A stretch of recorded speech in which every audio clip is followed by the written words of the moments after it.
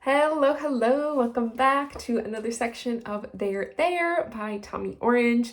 Hope you've been enjoying this one so far. I know I have. But if you're just finding us for the first time, hi, I'm Julie. I read books over here. And if you want to start from the beginning of this one, just go back a few videos. I'll get a playlist made soon so that all of them are in the same place in order. But anyway, today we are starting on page 187. This is going to be, I think, our 7th section, and we will be finishing it in just 3 more, so 9 total. So yeah, if you like this book, give me a little thumb, subscribe so you can catch the rest.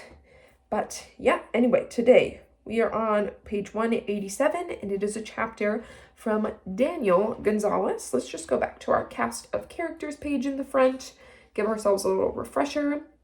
Daniel Gonzalez is a cousin of Octavio Gomez, who we just read a chapter from. So, there we go. Let's begin. The guys lost their shit when I showed them the gun. Pushed each other and laughed like they hadn't done since forever ago. Everything got so fucking serious after Manny died, which it should have. I'm not saying it shouldn't have, but he would have loved to see them like that. He would have loved the gun, too. It was a real gun, as real as any gun, but it was white and plastic, and I printed it from a 3D printer in my room, which is the basement, which used to be Manny's room. I still can't think of him as gone. For now, Manny's not here or there. He's in the middle of the middle, where you can only be when you can't be anywhere. The gun only took 3 hours to print. My mom made tacos for the guys while they watched the Raiders game. I stayed downstairs and watched the gun spool out in layers. When they came down, we watched the last of it get printed in silence. I knew they wouldn't know what to think. That's why I had a YouTube video pulled up to show them. A 30-second time lapse of a guy 3D printing, then firing a gun. Once they saw that, that's when they all lost their shit. They yelled and pushed at each other like they were kids again. Like it used to be over simpler shit like video games. Like when we used to have all-night Madden tournaments, and someone would win at 4 a.m, and we'd be all loud, and my dad would come down with that little metal bat he kept by his bed. It was the bat he taught us to hit with when we were younger, an aluminum bat, and he'd hit us with that shit too. That same bat we got for free at that A's game where they were giving them away, and we showed up early to be sure to get one. Manny wouldn't like that Octavio came over so much after you died. I mean, in a way, it was Octavio's fault. But he's our cousin, and him and Manny had become like brothers. All 3 of us had. It's true, Octavio shouldn't have run his mouth at that party. For a while, I hated him for it. Blamed him, too. But he kept coming back around, making sure we were okay, me and my mom. Then, the more I got to thinking about it, it wasn't all on him. Manny's the one who fucked that kid up. It was on all of us, really. We turned our heads, looked the other way when Manny fucked that kid up so bad on the front lawn. The blood-stained brown on the yellow grass there until I got the mower out and cut it. And then when it was good, when money came in before Manny died, we didn't ask where it was coming from. We took the TV and the random cash he left on the kitchen table in envelopes. We allowed the shit in and only wanted it out when it took him from us. I knew they believed in the white gun for real when I picked it up and pointed it at them. They flinched, put their hands up. Not Octavio, though. He told me to put it down. There were no bullets in the gun, but I hadn't felt in control for so long. I know guns are stupid, but that doesn't mean they don't make you feel in control when you're holding one. Octavio pulled the gun out of my hands. He looked down the barrel, pointed it at us. That's when it was my turn to get scared. Octavio holding it made it even more real. Made the white of it creepy, like some plastic message from the future about shit getting into the wrong hands. After the guys left that night, I decided to write my brother an email. I'd helped him set it up, a Gmail account. Manny barely used it, but sometimes he wrote me. And when he did, he said shit he never would have said in real life. That's what was cool about it. I opened up Gmail and replied to the last email my brother sent. No matter what happens, you know I'll always be here for you. He was talking about fights when he was getting in with our mom. She kept threatening to kick him out after he beat that kid up. The cops had come. way too late, but they'd come, asking questions. She could sense shit was getting more serious. A tension was building in him. I could feel it too, but didn't know what to say. It was like he'd been moving toward that bullet, toward the front yard, way before he got there. I scrolled down to reply. Hey, brother. Damn. I know you're not there, but writing you at your email with that last message up there, it feels like you're still here. Being around the guys feels like that too. You must be wondering what I've been up to. Maybe you see, maybe you know. If you do, you must be like, what the fuck? 3D printed gun? Shit. I felt the same way when I first saw it, just laughing like a crazy person when it came out. And I know you wouldn't approve. I'm sorry, but we need the money. Mom lost her job. After you died, she just stayed in bed. I couldn't get her out. I don't know where rent's coming from the next month. We'll get an extra month if we get evicted, but shit, we've been in this house our whole lives. Your pictures are still up. I still have to see you everywhere in here. So we're not just gonna go. We've been here our whole lives. We don't have anywhere to go. You know what's funny? I'm all like street and shit in real life, but online I don't talk like that, like I am now. So it feels weird too. Online I try to sound smarter than I am. I mean, I choose what I type carefully because that's all people know about me. What I type, what I post. It's pretty weird on there, here. The way you don't know who people are. You just get their avatar names, some profile picture, but if you post cool shit, say cool shit, people like you. Did I tell you about the community I got into?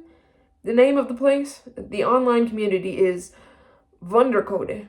It's fucking Norwegian. You probably don't know what code is. I got way into it after you died. I didn't feel like going out or going to school or nothing. When you spend enough time online, if you're looking, you can find some cool shit. I don't see it as that much different from what you did. Figuring out a way around a big fucking bully system that only gives those that came from money or power the means to make it. I learned from YouTube how to code. Shit like JavaScript, Python, SQL, Ruby, C++, HTML, Java, PHP. Sounds like a different language, right? It is.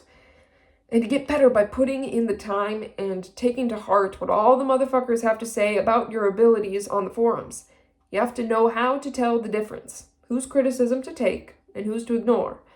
Long story short, though, is that I got hooked into this community and I realized I could get whatever I wanted. Not drugs and shit. I mean, I could, but that's not what I want. The 3D printer I got was itself printed by a 3D printer. No shit, a 3D printer printed by a 3D printer. Octavio fronted me the money. Part of what kills me about you being gone is that I never really said anything to you. Even when you emailed me. I didn't even really know how much I wanted to say to you until the day you left. Until I felt that feeling of losing you on the lawn out there. Right on the same spot where that boy's blood stained the grass. But you showed me. I knew how much you loved me. You did shit like how you got me that expensive-ass Schwinn. Probably used to be some hipster's bike. You probably stole it. But still, you stole it from me. And in some ways, that's even better than if you bought it. Especially if it was from one of those white boys trying to take Oakland over from the West. You should know they haven't made it to the Deep East yet. Probably never will. Shit's mean out here. But everything from High Street to West Oakland, that shit seems doomed to me. Anyway, I mostly see Oakland from online now. That's where we're all gonna mostly be, eventually. Online. That's what I think. We're already kind of moving in that direction if you think about it. We're already like fucking androids thinking and seeing with our phones all the time. You might want to know more about some other shit, like what's going on with Mom. She gets out of bed more now, but she just moves to the TV. She looks out the window a lot too. Peeks out the curtains like she's still waiting for you to come home. I know I should be around her more, but she makes me feel hella sad. The other day, she dropped a votive candle on the kitchen floor. Shit scattered, and she just left it there in pieces. Like shit's broken, but we can't just leave it broken. All out there in the living room, like your picture on the mantle. Shit feels like it cuts me whenever I see it. How you graduated from high school, and we all thought shit would be okay from then on because you did. After you died, I had this dream. It started off, I was on an island. I could just barely see that there was another island across the way. There was hell fog in the way, but I knew I had to get over there, so I swam over. The water was warm and really blue, not gray or green like the bay. When I got over to the other side, I found you in a cave. You had all these fucking pit bull puppies in a shopping cart. You were duplicating them in the cart, the pit bulls. You were handing me the puppies as they duplicated in your shopping cart. You were making all those pit bulls for me. So, when I first heard about this 3D printer that could print a version of itself, I thought of you and the pit bulls. The idea about the gun came later. I learned to be okay with Octavio. He started talking to me like I wasn't just your little brother. He asked me if I needed work. I told him about Mom being in bed all the time, and he cried. He wasn't even drunk. I needed to figure out a way to support me and Mom. I know you wanted me to get an education, go to college, get a good job, but I want to be able to help right now, not in 4 years, not owing hella money just to work in some office somewhere. So then I got to thinking about how I might help. I read about these guns you could print. I didn't know then what they might be used for. I got the CAD file, the G-code. After I got the printer, I printed a gun. First thing I printed. Then I made sure it would work. I rode my bike over near the Oakland airport, that spot you took me to one time where you can see the planes come down close. I figured I could fire one off there and no one would hear it. A big-ass Southwest 747 came down and I shot a bullet into the water. It hurt my hand, and the gun got a little hot, but it worked. Now I've got 6 of these pieces. Octavio said he'd give me $5,000 for all of them. He's got something going. All my shit's untraceable, so I'm not worried about the government coming after me. I am worried about what the guns will do, where they'll end up, who they might hurt or kill. But we're family. I know Octavio can be a mean motherfucker, so can you. But here it is, Manny. He said they're gonna rob a fucking powwow. Crazy, right? Shit sounded fucking stupid to me at first. Then it had me fucked up because of Dad. You remember he used to always tell us we're Indian, but we didn't believe him. It was like we were waiting for him to prove it. Doesn't matter, because of what he did to Mom, to us. That piece of shit. Deserved what he got. He had it coming, long time coming. He would have killed Mom. Probably you too if you hadn't beat his ass.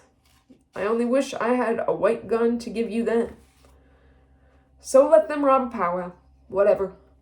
Dad never taught us anything about being Indian. What's that got to do with us? Octavio said they could make $50,000. Said he'd give me another $5,000 if they pulled it off. As for me, I mostly spend my time online. I'm gonna graduate from high school. My grades are alright. I don't really like anyone at school. My only friends are your old friends, but they don't really care about me except that I can make them guns now. Except Octavio. I know how much it all messed him up. You gotta know that. You can't think it didn't fuck him up, right? Anyway, I'll keep writing you here. I'll keep you updated. It's anyone's guess what's gonna happen. For the first time in a long time, I got a little hope in my chest. Not that it's gonna get better, just that it's gonna change. Sometimes that's all there is. 'Cause that means there's something going on. Something somewhere inside all of it that turning the world is always doing.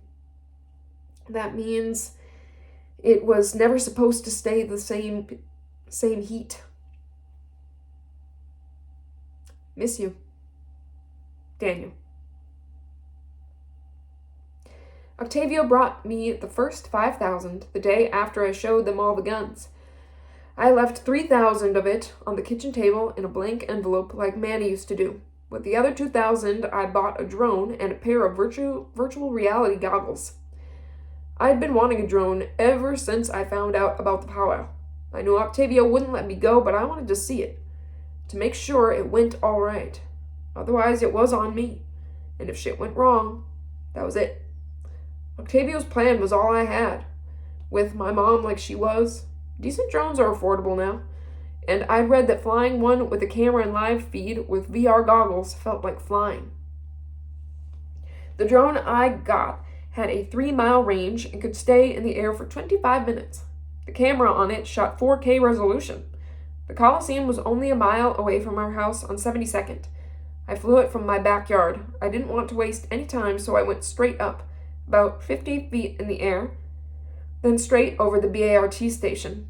The thing could really move. I was in it. My eyes, the VR goggles. Out in the back of center field, I went straight up and saw a guy pointing at me from the bleachers. I flew closer to him. He was a maintenance worker, holding a trash grabber and a trash bag. The old guy got his binoculars out. I went even closer. What could he do? Nothing. I flew almost all the way up to the guy's face, and he tried to reach out to the drone. He got mad. I realized I was messing with him. I shouldn't have. I pulled away and dropped back down to the field. I headed toward the right field wall, then down the foul line back to the infield. At first base, I noticed the drone had 10 minutes of battery life left. I wasn't about to lose $1,000 out there, but I wanted to finish at home plate. When I got there, just as I was about to turn the drone around, I saw the old guy from the bleachers coming for me. He was on the field and pissed like he was going to grab the drone and slam it to the ground, step on it. I backed up, but forgot to rise. Luckily, I'd been playing video games for long enough that my panicked brain was hardwired to perform well under pressure. But for a second, I was close enough to count the wrinkles in the old guy's face. He managed to hit it, which almost caused the drone to come down. But I rose, went straight up, quick, like 20 or 40 feet in seconds. I cleared the walls and came straight home to my backyard. At home, I watched the video over and over, especially the part at the end where the guy almost got me. It was exciting, real, like I'd been there. I was about to call Octavio to tell him about it when I heard a scream upstairs. My mom. Ever since Manny got shot, I had felt in a constant state of worry, half expecting some bad shit to happen all the time. I ran up the stairs, and when I got to the top, I opened the door and saw my mom holding the envelope, flipping through the cash with her finger. Did she think Manny left it? Like he made it back somehow, or like he was still there? Did she think this was a sign? I was about to tell her it was me, and Octavio, when she came over and hugged me. She pulled my head into her chest, just kept saying, "Sorry, I'm so sorry." I thought she meant about how she'd been in bed, how she'd given up, but then, as she kept saying it, I took it to mean how everything had happened to us, how much we lost, how we'd once been together as a family, how good it had once been. I tried to tell her it was okay. I kept repeating, "It's okay, Mom," one for each of her sorries. But then pretty soon I found myself saying sorry back, and we both said sorry back and forth until we started to cry and shake. That's the end of Daniel's chapter. Now we are on page 197 with a chapter from Blue. And from our cast of characters, we've met her before. Blue is the head of the powwow committee at the Indian Center. All right. Page 197. Paul and I got married teepee way. Some people call it the Native American Church, or peyote way. We call peyote medicine because it is. I still mostly believe in that the same way I believe most anything can be a medicine. Paul's dad married us in a teepee ceremony 2 years ago, in front of that fireplace. That's when he gave me my name. I was adopted by white people. I needed an Indian name. In Cheyenne, it's Ota Tavo Ome, but I don't know how to say it right. Either. It means the blue vapor of life. Paul's dad started calling me Blue for short, and it stuck. Up until then, I'd been Crystal. Almost all I know about my birth mom is that her name is Jackie Redfeather. My adoptive mom told me on my 18th birthday what my birth mom's name is and that she's Cheyenne. I knew I wasn't white. But not all the way, because while my hair is dark and my skin is brown, when I look in the mirror, I see myself from the inside out. And inside I feel as white as the long white pill-shaped throw pillow my mom always made me keep on my bed even though I never used it. I grew up in Moraga, which is a suburb just on the other side of the Oakland Hills, which makes me even more Oakland Hills than the Oakland Hills kids. So I grew up with money, a pool in the backyard, an overbearing mother, and absent father. I brought home outdated racist insults from school like it was the 1950s. All Mexican slurs, of course, since people where I grew up don't know natives still exist. That's how much those Oakland Hills separate us from Oakland. Those hills bend time. I didn't do anything about what my mom told me on my 18th birthday right away. I sat on it for years. I kept on feeling white while being treated like any other brown person wherever I went. I got a job in Oakland at the Indian Center, and that helped me to feel more like I belonged somewhere. Then one day I was looking on Craigslist and saw that my tribe in Oklahoma was hiring a youth services coordinator. That's what I was doing in Oakland, so I applied, not really thinking I would get it, but I got it, and moved out to Oklahoma a few months later. Paul was my boss then.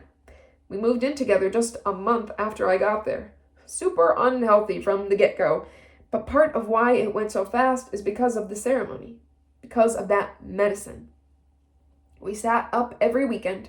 Sometimes it was just me, Paul, and his dad if no one else showed up. Paul took care of the fire. I brought in water for Paul's dad. You don't know the medicine unless you know the medicine. We prayed for the whole world to get better, and it felt it could move, and felt it could every morning. It felt it could? Gosh. Every morning when we came out of the teepee. The world just spins, of course, but it all made perfect sense for a while.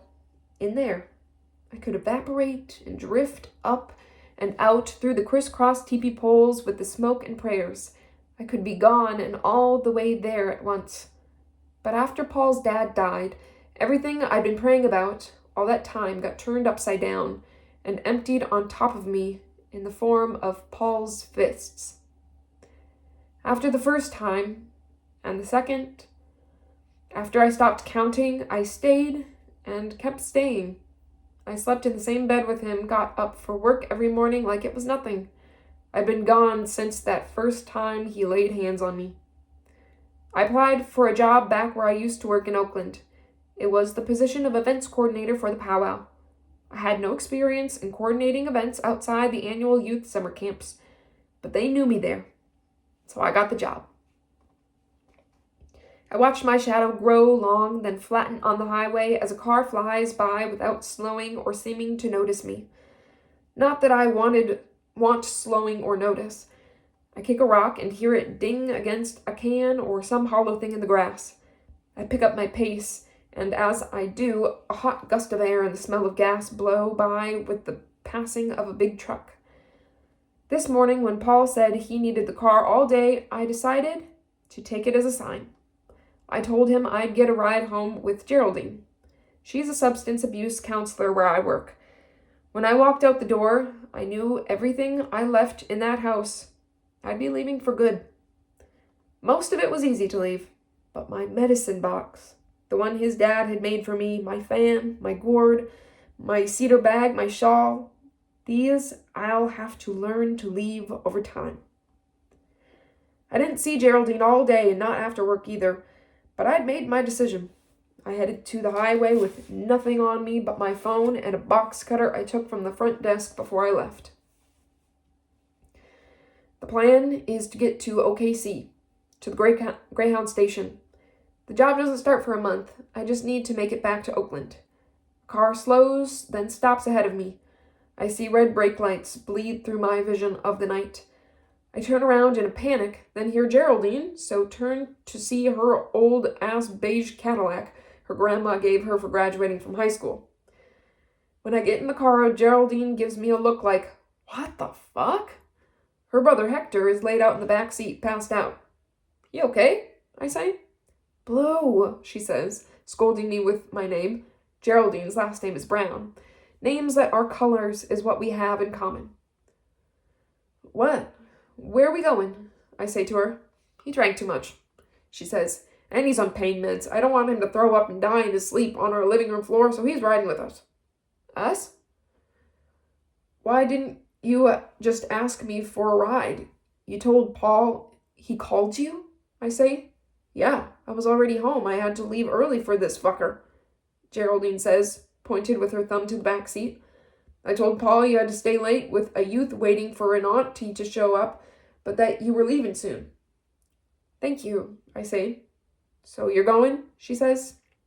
"Yeah," I say. "Back to Oakland?" "Yeah." "OKC Greyhound?" "Yeah." "Well, shit," Geraldine says. "I know," I say. And then our saying this makes a silence we drive in for a while. I see what I think is a human skeleton leaned against a barbed wire wood pole fence. "Did you see that?" I say. "What?" "I don't know." "People think they see stuff out here all the time," Geraldine says. "You know that part of the highway you were walking? Up north a ways, just past Weatherford, there's a town there called Dead Woman Crossing." "Why is it called that?" "Some crazy white lady killed and beheaded this other white lady, and sometimes teenagers go over to where it happened. The woman who got killed had her 14-month-old baby with her when she got killed. The baby made it out okay. They say you can hear that woman calling out for her baby at night." "Yeah, right," I say. "Ghosts aren't what you have to worry about out here," Geraldine says. "I brought a box cutter from work," I say to Geraldine, and pull it out of my jack pocket and slide the plastic clip up to show her the blade like she doesn't know what a box cutter is. "This is where they get us," Geraldine says. "Safer out here than at home," I say. "You could do worse than Paul." "I should go back then?" "Do you know how many Indian women go missing every year?" Geraldine says. "Do you?" I say. "No, but I heard a high number once, and the real number is probably even higher." "I saw something too. Someone posted about women up in Canada." "It's not just Canada, it's all over. There's a secret war on women going on in the world. Secret even to us. Secret even though we know it," Geraldine says. She rolls down her window and lights a smoke. I light one too. "Every single place we get stuck out on the road," she says. "They take us, they leave us out here, leave us to dim to bone, then get all the way forgotten." She flicks her cigarette out the window. She only likes a cigarette for the first few drags. I always think of the men who do that kind of thing like, I know they're out there somewhere. "And Paul," she says, "you know what he's going through. He's not who we're talking about." You're not wrong, but the difference between the men doing it and your average violent drunk is not as big as you'd think. Then you've got the sick pigs in high places who pay for our bodies on the black market with Bitcoin, someone way up the top who gets off on listening to the recorded screams of women like us being ripped apart, knocked against cement floors in hidden rooms. Jesus, I say. What? You don't think it's real? The people who run this shit are real-life monsters. The people you never see. What they want is more, and when that isn't enough, they want what can't be gotten easily. The recorded screams of dying Indian women, maybe even a taxidermied torso, a collection of Indian women's heads. There's probably some floating in tanks with blue lights behind them in a secret office on the top floor of an office building in Midtown Manhattan. You've given this some thought, I say. I meet with a lot of women, she says, trapped by violence. They have kids to think about. They can't just leave. With the kids, no money, no relatives, I have to talk to these women about options. I have to talk to them about going to shelters. I have to hear about when the men accidentally go too far. So no, I'm not telling you that you should go back. I'm taking you to the bus station. But I'm saying you shouldn't be out here on the side of the highway at night. I'm saying you should have texted me, asked for a ride. I'm sorry, I say. I thought I'd see you after work. I feel tired and a little annoyed. I always get this way after a cigarette. I don't know why I smoke them. I yawn a big yawn, then lean my head against the window. I wake up to the blink blur of a struggle.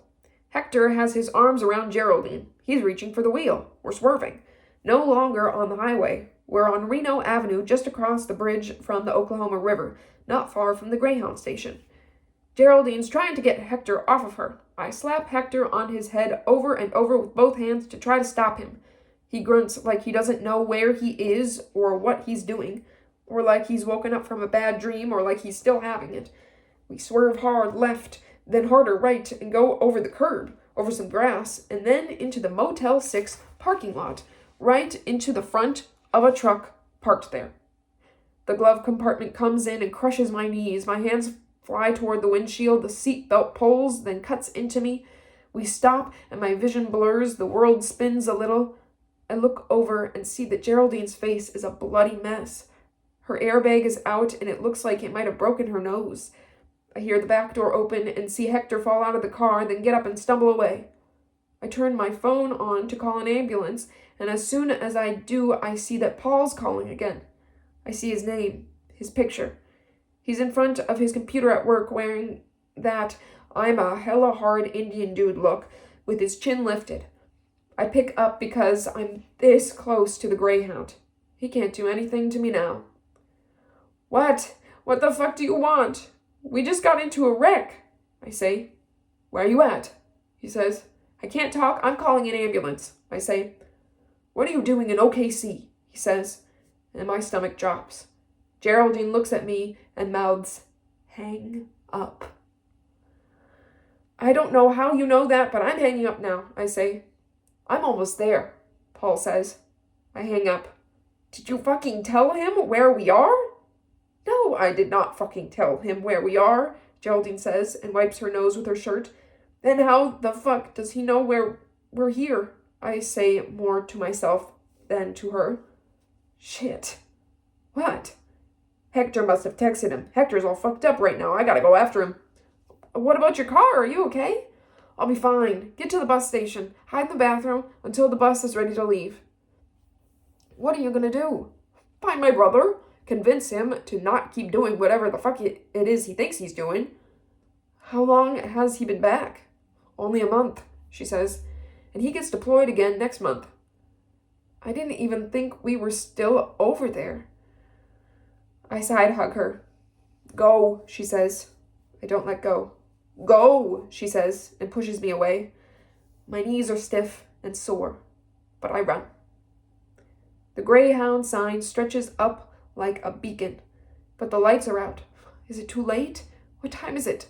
I look at my phone. It's only 9. I'm okay. I look back and see Geraldine's car where we left it. No cops yet. I could call and wait for the police, tell them what happened. Tell them about Paul. The station is empty. I go straight into the bathroom. On my feet, in a crouch on top of the toilet in one of the stalls, I try to order my ticket on my phone. But he calls. I can't order because his calls keep interrupting me. I see a text at the top of my screen and try to ignore it, but can't. You here? The text says. I know he means the bus station. He must have seen Geraldine's car, seen how close the Greyhound station was. We are at a bar around the corner from where we crashed, I text. Bullshit, he texts back. Then he calls. I press the top button of my phone in. He's probably here, walking through the bus station. He's looking for the light of my phone, listening for its vibration. He won't come into the bathroom. I turn the vibrate on my phone off. I hear to the door to the bathroom open. My heart is too big and fast to hold in my chest. I take a deep breath, as quiet and slow as I can. Still standing on the toilet seat, I duck my head down to see who came in. I see women's shoes. It's an old woman. Big, beige, wide, velcroed shoes step into the stall next to mine. Paul calls again. I press the top button again. I see a text come in. Come on, baby. Come out. Where are you going? The text says. My legs are tired. My knees throb from the crash. I get down from the toilet. I pee and try to think of a text that might lead him away from here. I told you we're down the street. Come down. We'll have a drink. We'll talk this through, okay? I text him. The door to the bathroom opens again. I drop my head down again. Fuck. His shoes. I get back up on the toilet. Blue? His voice booms in the stall. This is the women's room, sir. The woman in the stall next to me says, There's no one in here but me. And I know she must have heard me in the stall next stall when I peed. Sorry, Paul says. But there's still too much time before the bus gets here. He'll wait for the lady to leave and come back in. I hear the door open, then close again. Please, I whisper to the woman. He's after me. And I don't know what I'm asking her to do. What time's your bus leave, darling? The woman says. 30 minutes, I say. Don't worry. When you get to my age, you can get away with that much time in here. I'll stay with you, she says. And I start to cry. Not loud, not a sob, but I know she can hear me. The snot comes and I sniff in hard so it won't keep coming. Thank you, I say. This kind of man, they are getting worse. I'm gonna have to run out, I think. Run to the bus. I carry mace. I've been attacked, robbed more than once. I'm going to Oakland, I say, and I realize just then that we're no longer whispering. I wonder if he's at the door. My phone isn't ringing anymore. I'll walk over with you, she says. I order the ticket on my phone. We walk out of the bathroom together. The station is empty. The woman is brown, ethnically ambiguous, and older than I thought, even from the shoes. She has those deep wrinkles on her face that seem carved, wooden. She gestures for us to lock arms as we walk. I climb the steps into the bus, the old woman behind me. I show my ticket to the driver on my phone, then turn it off.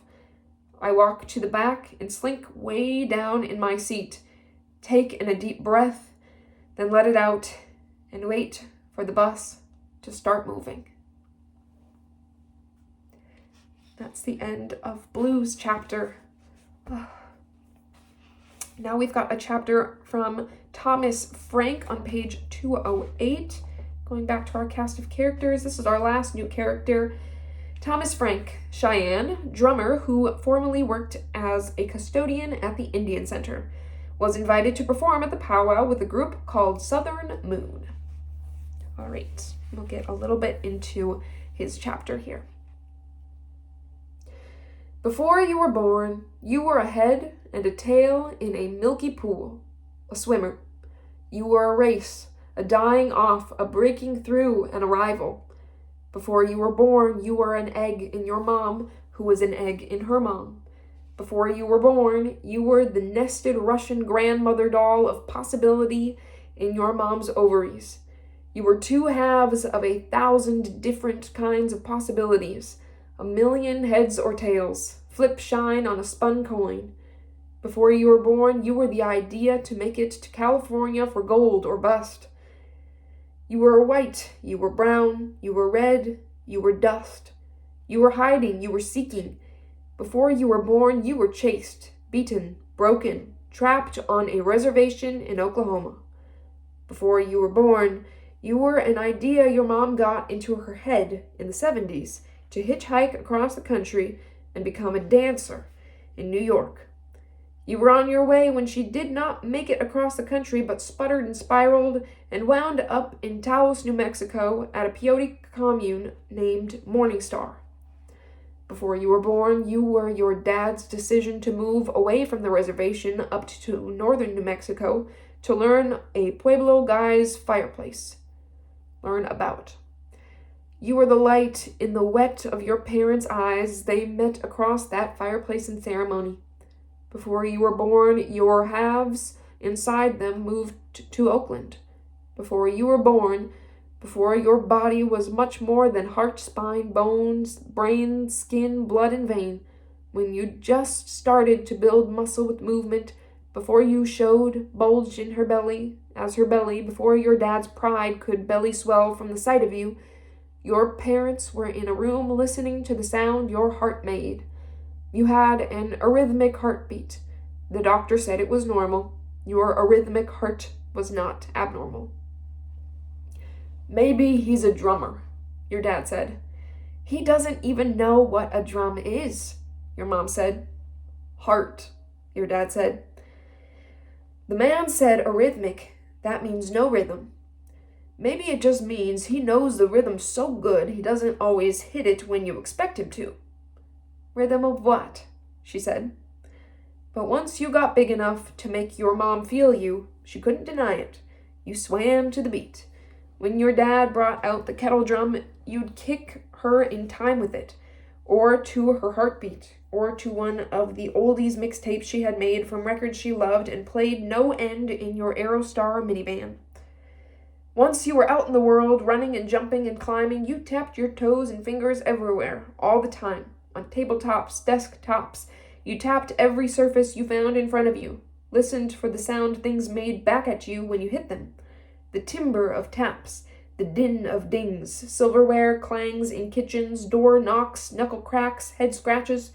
You were finding out that everything makes a sound. Everything can be drumming, whether rhythm is kept or strays. Even gunshots and backfire, the howl of trains at night, the wind against your windows. The world is made of sound, but inside every kind of sound lurked a sadness. In the quiet between your parents, after a fight they both managed to lose, you and your sisters listening through the walls for tones, listening for early signs of a fight, for late signs of a fight reignited, the sound of the worship service, that building drone and wail of evangelical worship, your mom speaking in tongues on the crest of that weekly Sunday wave, sadness because you couldn't feel any of it in there and wanted to, felt you needed it, that it could protect you from the dreams you had almost every night about the end of the world and the possibility of hell forever. You living there, still a boy, unable to die or leave or do anything but burn in a lake of fire. Sadness came when you had to wake up your snoring dad in church, even as members of the congregation, members of your family, were being slain by the Holy Ghost in the aisles next to him. Excuse me. Sadness came when the days got shorter at the end of summer, when the street got quiet without kids out anymore. In the color of that fleeting sky, sadness lurked. Sadness pounced, slid in between everything, anything it could find its way into, through sound, through you. You didn't think of any of the tapping or knocking as drumming until you actually started drumming many years later. It would have been good to know that you'd always done something naturally. But there was too much going on with everyone else in your family for anyone to notice. You should probably have done something else with your fingers and toes than tap. With your mind and time than knock at all the surfaces in your life like you were looking for a way in. You're headed to a powwow. You were invited to drum at the big Oakland powwow, even though you'd quit drum classes. You weren't going to go. You didn't want to see anyone from work since you got fired, especially anyone from the powwow committee. But there's never been anything like it for you. The way that big drum fills your body to where there's only the drum, the sound, the song. The name of your drum group is Southern Moon. You joined a year after you first started working at the Indian Center as a janitor. You're supposed to say custodian now, or a maintenance person, but you've always thought of yourself as a janitor.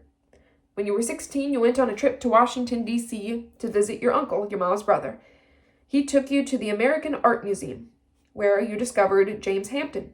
He was an artist, a Christian, a mystic, a janitor. James Hampton would end up meaning everything to you. Anyway, being a janitor was just a job. paid the rent. And you could have your earphones in all day. No one wants to talk to the guy cleaning up. The earphones are an additional service.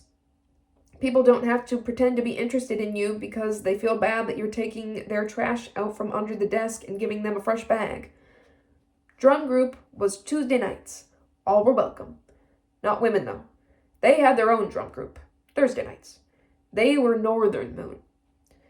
You first heard the big drum by accident one night after work. You'd come back because you'd forgotten your earphones.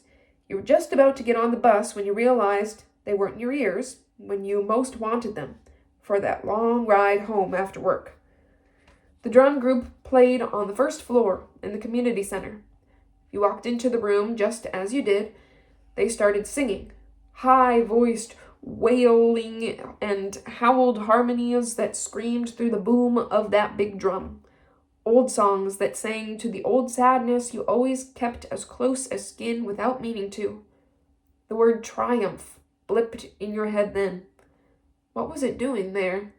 You never used that word. This was what it sounded like to make it through these hundreds of American years, to sing through them. This was the sound of pain forgetting itself in song.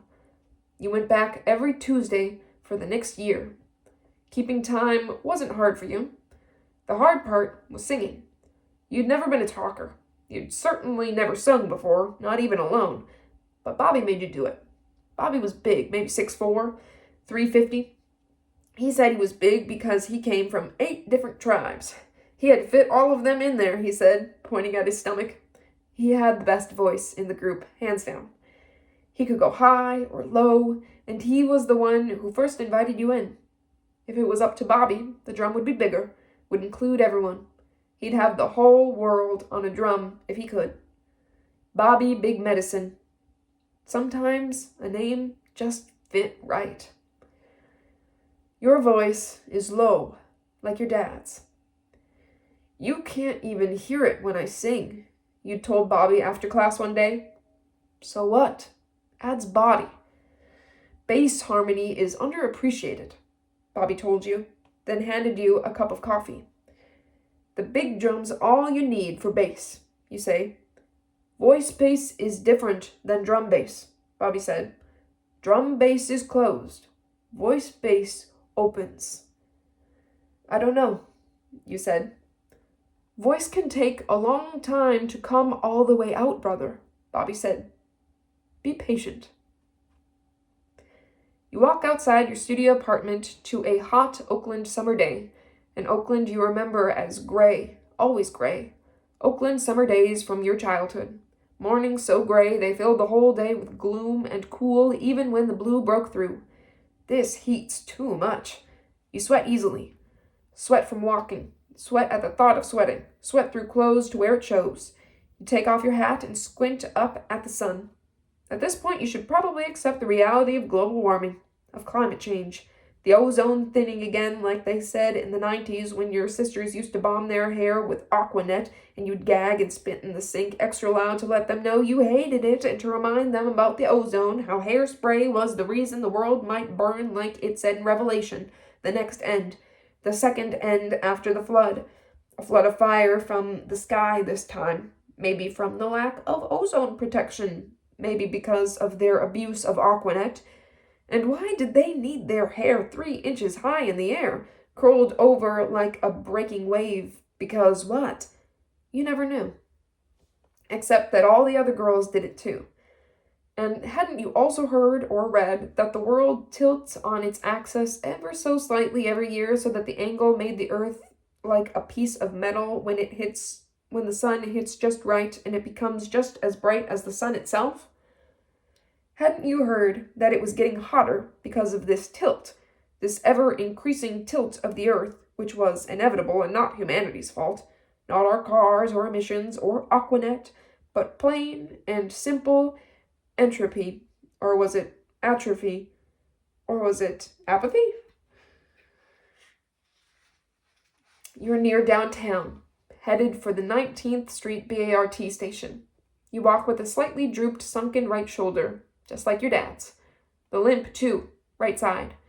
You knew this limp could be mistaken for some kind of affect, some lame attempt at gangsta lean, but on some level that you maybe didn't even acknowledge, you knew that walking the way you walk is a way of subverting the straight-postured, upright, citizenly way of moving one's arms and feet just so, to express obedience, to pledge allegiance to a way of life and to a nation and its laws. Left, right, left, and so on. But had you really cultivated this lean, this drop-shouldered walk, this way of swaying slightly to the right in opposition? Is it really some native-specific countercultural thing you're going for? Some vaguely anti-American movement? Or do you only walk the way your dad walked because genes and pain and styles of walking and talking get passed down without anyone even trying? The limp is something you've cultivated to look more like a statement of your individual style and less like an old basketball injury. To get injured and not recover is a sign of weakness. Your limp is practiced, an articulate limp, which says something about the way you've learned to roll with the punches, all the ways you've been fucked over, knocked down, what you've recovered from or haven't, and that you've walked or limped away from or without style. That's on you. You pass a coffee shop you hate because it's always hot and flies constantly swarm the front of the shop where a big patch of sun seeds with some invisible shit the flies love, and where there's always just that one seat left in the heat with the flies, which is why you hate it, on top of the fact that it doesn't open until 10 in the morning and closes at 6 in the evening to cater to all the hipsters and artists who hover and buzz around Oakland like flies. America's white suburban vanilla youth searching for some invisible thing Oakland might give them, street cred or inner city inspiration. Before getting to the 19th Street station, you pass a group of white teenagers who size you up. You're almost afraid of them, not because you think they'll do anything. It's how out of place they are, all the while looking like they own the place. You want to run them down, scream something at them, scare them back to wherever they came from. Scare them out of Oakland. Scare the Oakland they made their own out of them. You could do it too. You're one of these big lumbering Indians. 6 feet, 230, chip on your shoulder, so heavy it makes you lean. Makes everyone look at it. Your weight. What you carry. Your dad is 1,000% Indian. An overachiever. A recovering alcoholic medicine man from the res for whom English is his second language. He loves to gamble and smoke American spirit cigarettes, his false teeth, and prays for 20 minutes before every meal. Asks for help from the Creator for everyone, beginning with the orphan children and ending with the servicemen and servicewomen out there. Your 1,000% Indian dad who only cries in ceremony and has bad knees that took a turn for the worse when he laid concrete in your backyard for a basketball court when you were 10. You know your dad could once play ball, knew the rhythm of the bounce, the head fake, the eye swivel, pivot shit you learned how to do by putting in time. Surely he leaned heavily on shots off the grass, but that was the way it used to be done. Your dad told you he hadn't been allowed to play ball in college because he was Indian in Oklahoma. Back in 1963, that was all it took. No Indians or dogs allowed on courts, or in bars, or off the reservation. Your dad hardly ever talked about any of it. Being Indian, or growing up on the res, or even what he felt like now that he's a certifiable urban Indian. Except sometimes, when he felt like it, out of nowhere. You'd be riding in his red Ford truck to Blockbuster to rent a movie. You'd be listening to your dad's peyote tapes. The tape staticky gourd rattle and kettle drum boom. He liked to play it loud. Couldn't stand how noticeable the sound was, how noticeably Indian your dad was. You'd ask if you could turn it off. You'd make him turn off his tapes. You'd put on 106 KMEL, rap or R&B, but then he'd try to dance to that. He'd stick his big Indian lips out to embarrass you, stick one flat hand out and stab in the air in rhythm to the beat just to mess with you. That's when you'd turn the music off altogether, and that was when you might hear a story from your dad about his childhood, about how he used to pick cotton with his grandparents for a dime a day, or the time an owl threw rocks at him and his friends from a tree, or the time his great-grandma split a tornado in two with a prayer. The chip you carry has to do with being born and raised in Oakland. A concrete chip, a slab, really, heavy on one side, the half side, the side not white. As for your mom's side, as for your whiteness, there's too much and not enough there to know what to do with. You're from a people who took and took and took and took, and from a people taken. You were both and neither. When you took baths, you'd stare at your brown arms against your white legs in the water and wonder what they were doing together on the same body, in the same bathtub. And that is where we will stop for today. Getting to close to an hour here, so we will stop there. Middle of Thomas Frank's chapter, end of page 216, so we'll start on page 217 after our little dot page break there. I really like the style of this last chapter. It's in like second person, I think, and it's kind of poetic. Tommy Orange has really got some really poetic sections. Very talented. I'm very much enjoying this, and I hope you are too, and I will see you next week, next time. Bye.